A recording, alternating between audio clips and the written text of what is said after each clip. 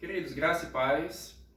Há 7 semanas nós meditávamos dos momentos mais importantes da fé cristã, foi a Páscoa, e o momento que Jesus ali entrega a sua vida por nós, sendo assim o verdadeiro significado da Páscoa para nós. E hoje nós vamos aproveitar também essa data, que é uma data histórica, para relembrarmos a vinda do Espírito Santo ocorrida no dia de Pentecostes. Então vamos fazer a leitura inicialmente de Atos, no capítulo 2, do verso 1 até o verso 4, que diz assim a palavra do nosso Deus. Ao cumprir-se o dia de Pentecostes, estavam todos reunidos no mesmo lugar. De repente, veio do céu um som, como de um vento impetuoso, e encheu toda a casa onde estavam assentados. E apareceram distribuídas entre eles línguas como de fogo, e pousou uma sobre cada um deles. Todos ficaram cheios do Espírito Santo e passaram a falar em outras línguas, segundo o Espírito lhes concedia que falassem. Que Deus esteja desde já a aplicar tanto a leitura como também a meditação da sua palavra. Amados, esse é um dos fatos mais relevantes quando nós queremos pensar naquilo que é a igreja do Senhor Jesus Cristo. Se Jesus ele cumpre um propósito maravilhoso e essencial para a igreja na Páscoa, que foi justamente cumprir todas as leis cerimoniais do Antigo Testamento, sendo ele mesmo o Cordeiro de Deus, como ele mesmo fala, esse é meu corpo, esse é meu sangue que é dado por vós, seu sangue foi derramado por nós na cruz para o perdão dos nossos pecados. Mas a obra de Jesus, de fato, ela não havia terminado. Jesus, depois de ressuscitado, como diz no próprio livro de Atos, no capítulo 1, ainda passou 40 dias aqui na terra, ensinando as coisas do reino de Deus. No verso 5 de Atos diz: porque João, na verdade, batizou com água, mas vós sereis batizados com o Espírito Santo, não muito depois desses dias. Então aqui nós vemos uma realidade maravilhosa a respeito dos cumprimentos proféticos, a respeito daquilo que é o momento principal, o ápice do propósito salvador de Deus na pessoa do Senhor Jesus Cristo. Mas ainda a palavra do Senhor nos mostra que Jesus haveria de continuar ainda fazendo uma obra maravilhosa. Se nos evangelhos Jesus começou a fazer uma obra, nós vemos no livro de Atos Jesus continuando a fazer as suas obras, dando uma ordem aos discípulos para que eles permanecessem em Jerusalém, até que do alto fossem revestidos de poder, e de fato eles fizeram isso, como Jesus havia ordenado, e a palavra de Deus nos mostra que mesmo eles não sabendo qual seria o dia que de fato isso iria acontecer, a Bíblia aqui nos fala que eles estavam em obediência ao Senhor Jesus Cristo, ali naquele cenáculo, aqui fala uma casa, então tudo indica que seja no mesmo lugar onde Jesus havia celebrado a última ceia, a última Páscoa com os seus discípulos, e ali estavam cerca de 25 dos 12 apóstolos, e muitos outros, Maria, os outros irmãos de Jesus, e muitos outros que estavam ali com eles naquela grande expectativa. Então nós cremos que eles não estavam esperando esse cumprimento especificamente no dia de Pentecostes, festa dos judeus. No Antigo Testamento nós vemos no livro da lei, os 5 primeiros livros de Moisés, Deus instituindo essas festas, nos dando pelo menos de forma bastante clara algumas delas, e uma delas era a festa de Pentecostes. Pentecostes é um nome grego que significa 50º, mas para os judeus era a festa das semanas, ou seja, 7 semanas após o primeiro domingo da festa da Páscoa, e também era chamada a festa das primícias. Então era um momento que o povo judeu ia apresentar diante dele a sua gratidão, o seu louvor, a sua adoração, por aquilo que é chamado dos primeiros frutos, pelas primícias das suas plantações, assim glorificando e exaltando a Deus pelo seu sustento. E não foi por acaso, nos propósitos eternos e maravilhosos de Deus, que o Espírito Santo também foi derramado sobre a igreja naquele dia, dando início, de uma certa forma, oficialmente, aquilo que nós chamamos da Igreja do Senhor Jesus Cristo. O dia de Pentecostes foi o dia dos primeiros frutos. E a palavra do nosso Deus nos fala justamente isso, que ao cumprir-se esse dia, que é o dia de Pentecostes, todos estavam reunidos no mesmo lugar, como eu disse, em obediência a Jesus. De repente, veio como do céu um som impetuoso. De fato, não foi um vento em si, mas foi como de um vento impetuoso. E a palavra do nosso Deus aqui nos fala que apareceram distribuídas entre eles línguas como de fogo e pousou sobre cada um deles. Todos ficaram cheios do Espírito Santo e passaram a falar. Então, nós vimos aqui, em primeiro lugar, o dia que se cumpre, que é aquela festa judaica, e aqui é preciso também frisar que nós não estamos celebrando as festas antigas, nós apenas estamos lembrando do dia da vinda do Espírito Santo, não é, para dar início de uma forma que nós podemos assim chamar do início da igreja do Senhor Jesus Cristo aqui na terra. E isso, amados, é de fato uma obra ainda de Jesus. Nós vimos que os próprios apóstolos registraram, né, nos 4 evangelhos, e novamente aqui Lucas repete no texto que foi lido, no capítulo 1, verso 5, que ele estava ali batizando com água, João Batista. Mas Jesus é aquele que batizaria a igreja com o Espírito Santo e fogo. E lá no próprio livro de Atos, no decorrer do discurso do apóstolo Pedro, nos versos 32 e 33, vai deixar bastante claro que isso realmente foi a obra de Jesus. É Jesus batizando a igreja. E isso, queridos, é algo maravilhoso. E aqui nós vimos alguns sinais naquele momento do dia que ocorreu o Pentecostes, com aqueles discípulos na vinda do Espírito Santo. Primeiro dele, o texto fala vento.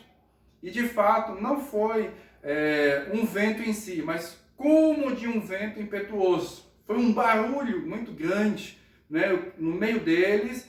E depois isso, de uma certa forma, através do que sucedeu depois, se expandiu para a cidade. Todo mundo tomou conhecimento do que havia acontecido ali em Jerusalém, naquela festa maravilhosa, inicial, assim, o marco zero da história da igreja cristã no mundo até hoje. Então nós observamos, amados, que foi como um vento.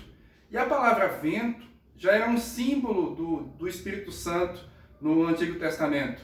Por exemplo, quando nós vemos lá no momento do exílio, no livro de Ezequiel, a Bíblia nos mostra ali, é como se Israel estivesse morta.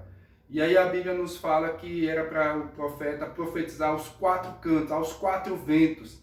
E ali é difícil a gente definir o significado da palavra vento e o significado da palavra espírito. Na língua hebraica, ruach, a própria pronúncia, né, se é que eu pronunciei corretamente, dá a compreender como se fosse um próprio som, né, de um vento saindo da pessoa, na hora que pronuncia a palavra.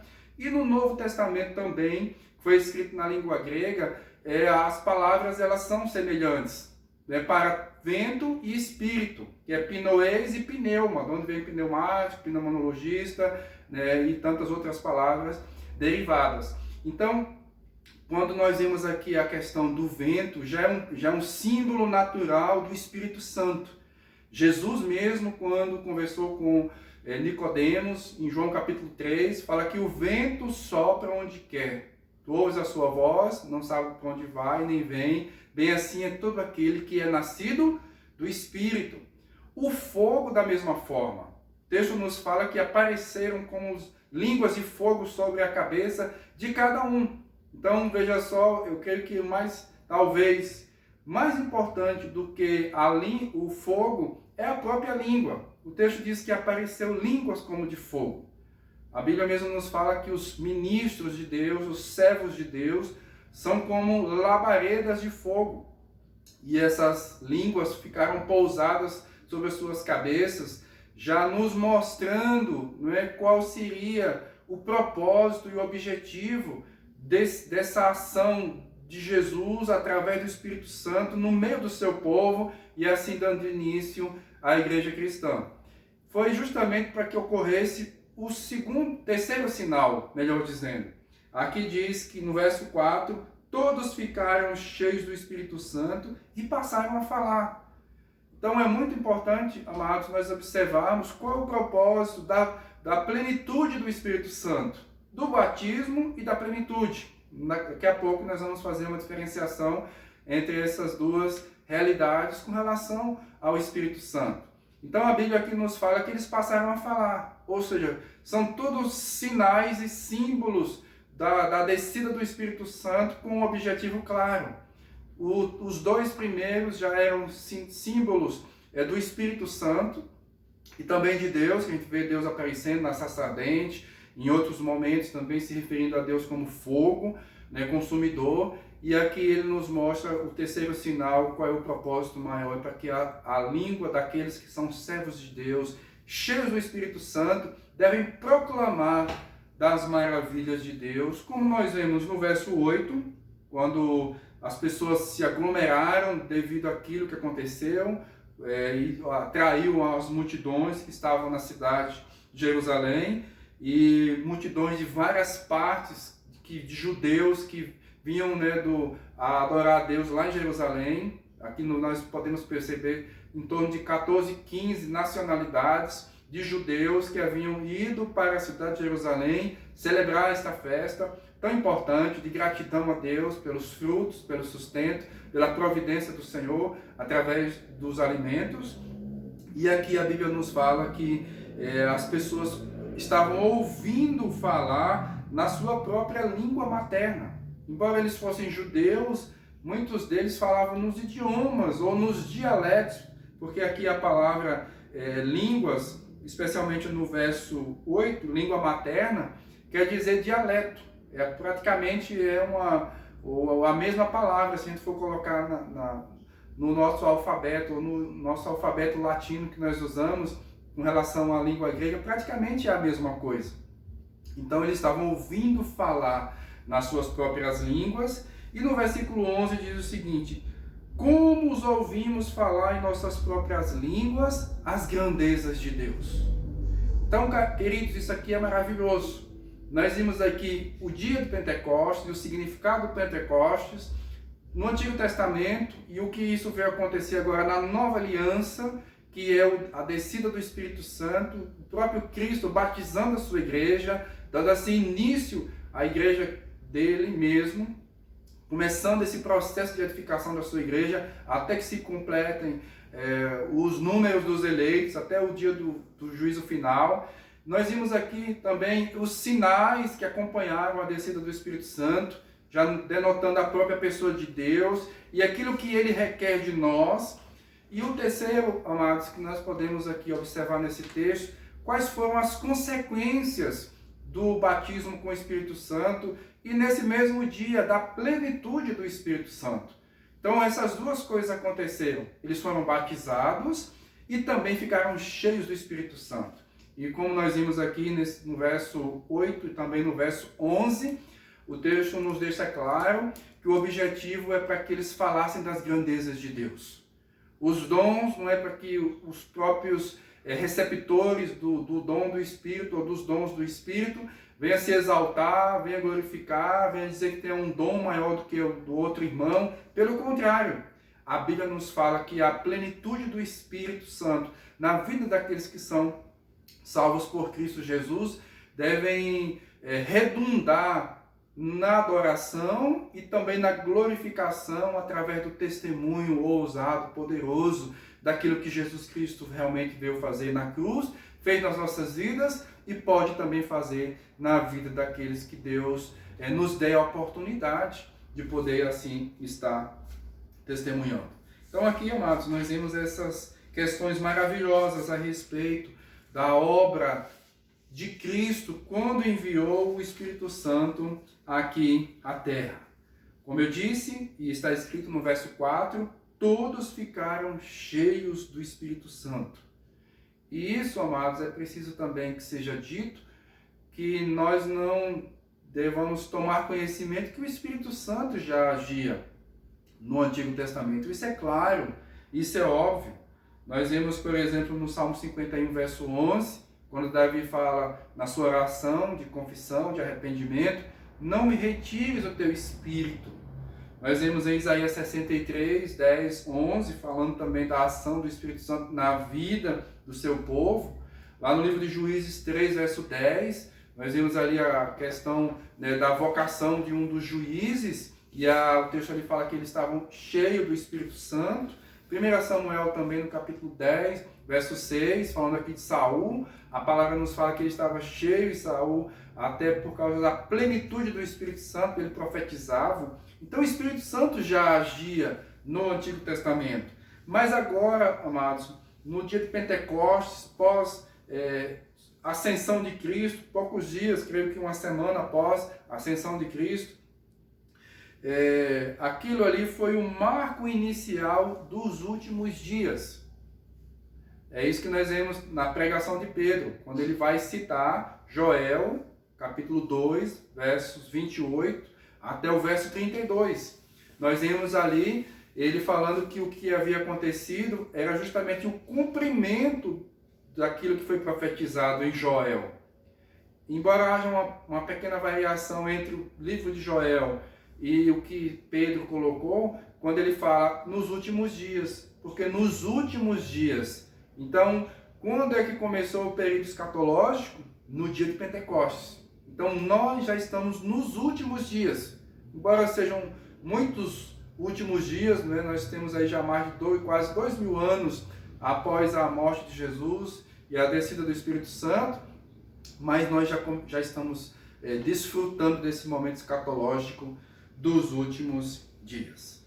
Então, nós aqui podemos chegar a uma conclusão da seguinte: a descida do Espírito, o batismo com o Espírito Santo no dia de Pentecostes, marca esse novo estágio do propósito redentor de Deus para fazer ou juntar ou edificar um povo exclusivo para si.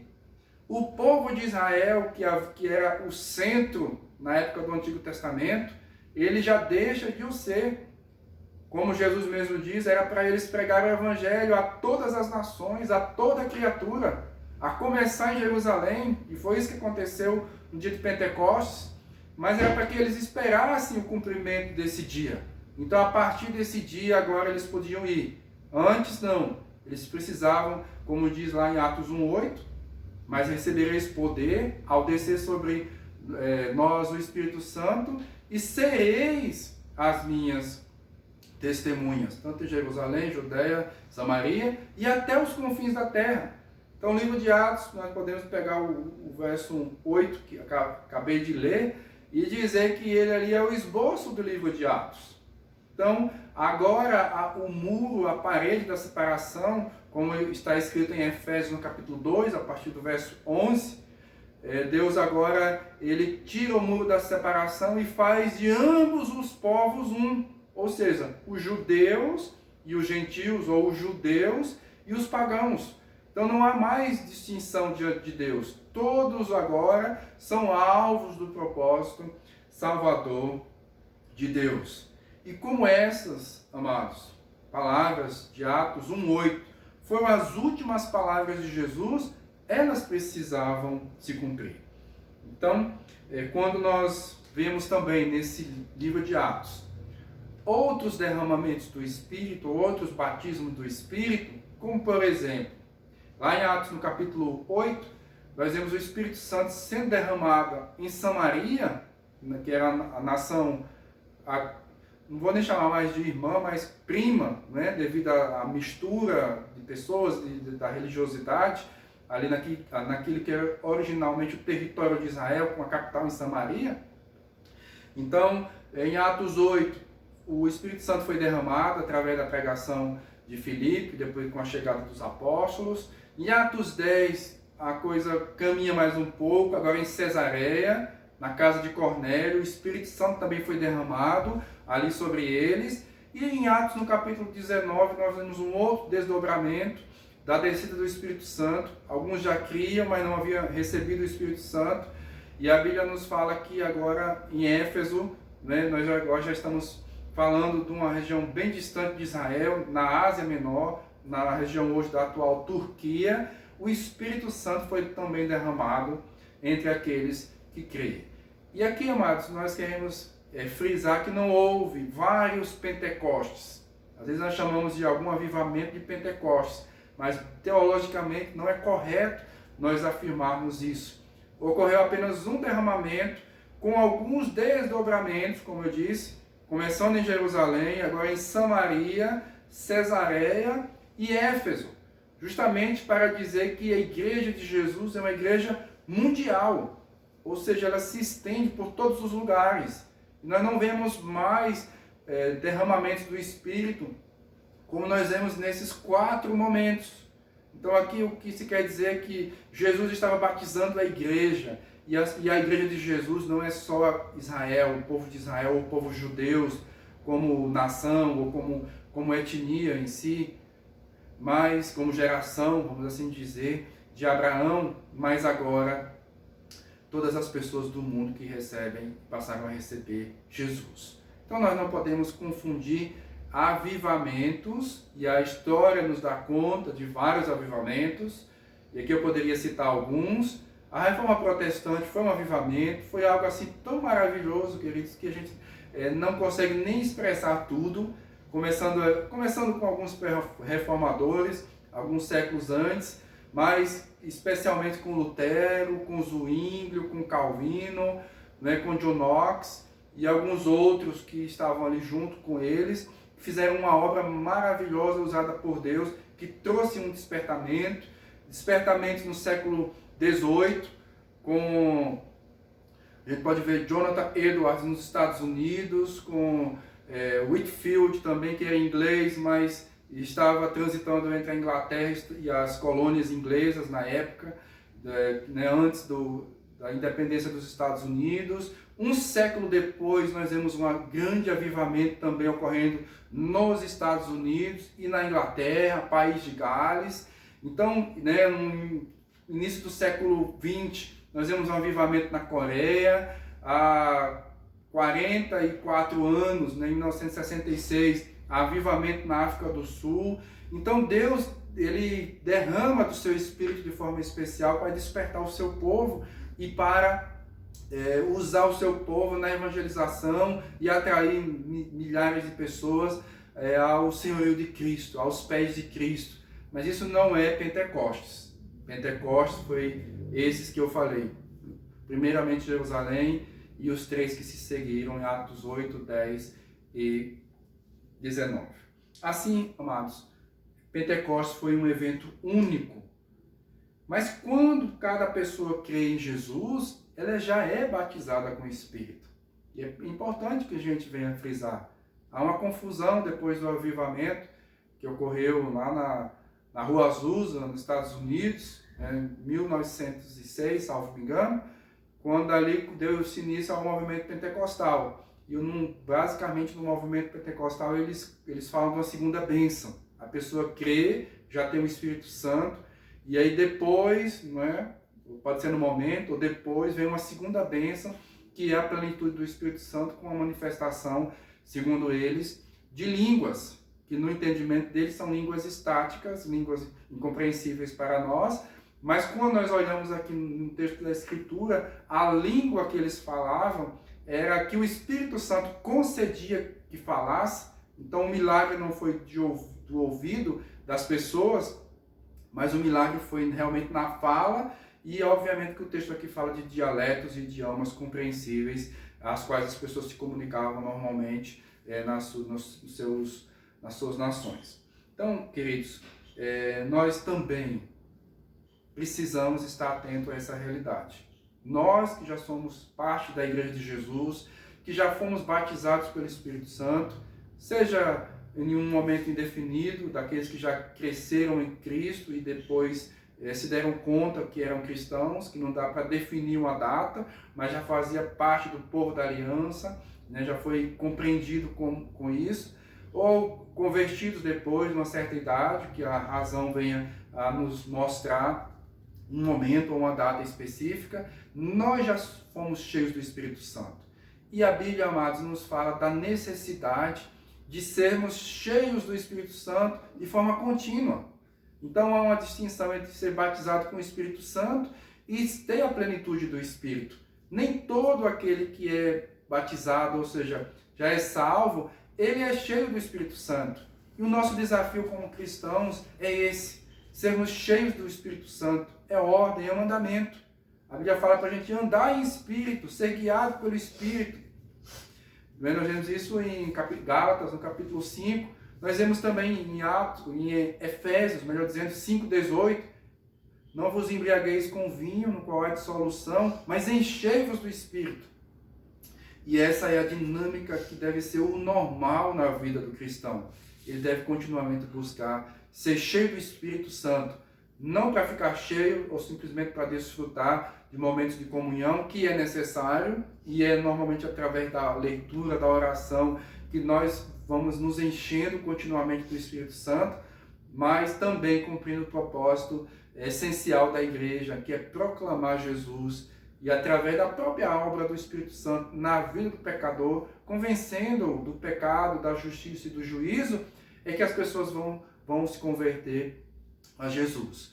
Então, queridos, nesse dia de Pentecostes, a qual comemoramos hoje, no calendário, vamos assim dizer, histórico, que nós estejamos atentos, que nós já fomos batizados pelo Espírito Santo, quando cremos, e também, amados, que nós precisamos ser cheios do Espírito Santo para proclamar, como diz aqui o texto em Atos capítulo 2, verso 11, das grandezas de Deus, da graça de Deus, do amor de Deus, da misericórdia do nosso Senhor.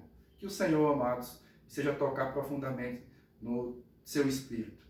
E a pergunta que eu faço para finalizar é essa: você está cheio do Espírito? Você está cheia do Espírito Santo? Essa pergunta foi feita para um irmão pastor do século XIX, quando já estava a bordo, próximo a entrar no navio para cumprir a sua missão, o seu chamado em outro continente, e alguém lhe perguntou: você está cheio do Espírito Santo? Inicialmente ele ficou muito chocado com aquilo e pensando: quem é essa pessoa, quem é esse irmão que vem me perguntar se eu estou cheio do Espírito Santo? Eu já sou pastor, eu já sou de Deus, estou aqui, já me dispondo para fazer a vontade de Deus, e essa pessoa vem me perguntar se eu estou cheio do Espírito Santo. Mas essa pergunta ficou ecoando na mente, no coração daquele homem durante as longas viagens de navio que ocorriam naquela época. E ele ficou pensando a respeito disso. E ele orou pedindo para que fosse cheio do Espírito Santo para fazer a obra do Senhor. E Deus o ouviu. E ele realizou a obra do Senhor na plenitude do Espírito Santo. Que assim, amados, todos nós também estejamos atentos a essas realidades. Peça a Deus, essa é a vontade de Deus, que cada um de nós, que você seja cheio ou cheia do Espírito Santo de Deus. Amém? Vamos orar nesse instante, vamos pedir isso nesse momento. Oremos. Pai eterno, louvado e engrandecido seja o teu nome. Te agradecemos por todas as bênçãos que o Senhor já derramou e que o Senhor mesmo, Pai, venha nos fazer refletir a respeito dessa realidade que deve ser marcante, que deve ser comum, que deve ser a dinâmica da vida do cristão. Estar cheio do Espírito para assim proclamarmos das tuas virtudes maravilhosas. Em nome do Senhor Jesus, visita, ó Deus, a mim, visita, ó Deus, a meu irmão, a minha irmã, que está ouvindo nesse momento, que o teu Santo Espírito esteja a tocar nas suas vidas, nas nossas vidas de uma forma poderosa, nos enchendo, ó Deus, nos guiando a sempre buscar fazer a tua vontade, a viver em santidade e também, ó Deus, a proclamar a tua vontade, porque essa também é a tua vontade clara e expressa. E de por todo o mundo pregar o Evangelho a toda a criatura. Louvado e engrandecido seja o teu nome, em nome de Jesus. Amém. Que Deus assim muito abençoe e continue conduzindo a sua vida.